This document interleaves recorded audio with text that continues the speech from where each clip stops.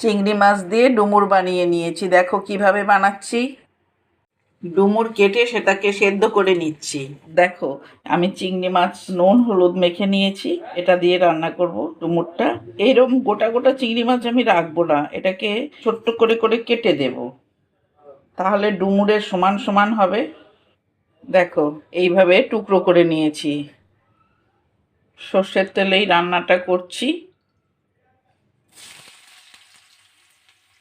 প্রথমে আলুগুলো একটু ভেজে নিচ্ছি।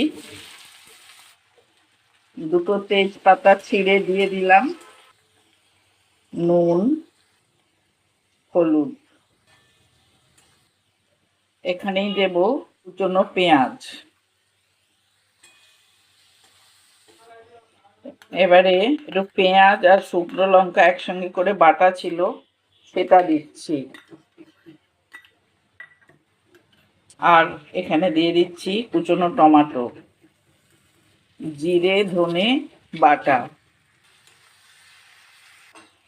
কাশ্মীরি রেড চিলি পাউডার, আদা বাটা,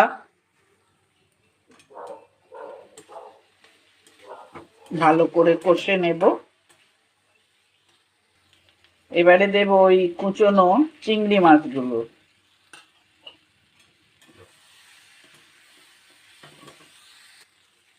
এবারে একটু জল দিচ্ছি।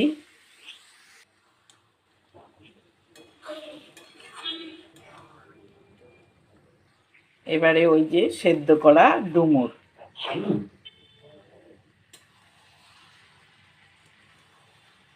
ভালো করে কষে নিচ্ছি।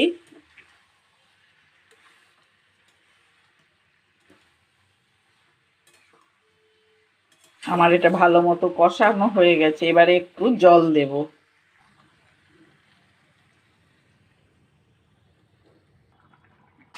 একটু চাপা দিলাম। আমি এখন একটু টেস্ট করে নেব নুনটা ঠিক আছে কিনা। আমার নুনটা একটু কম হয়েছিল, তাই নুন দিলাম। আমি আর ঝোল শুকোবো না, একটু গরম মশলা দিলাম।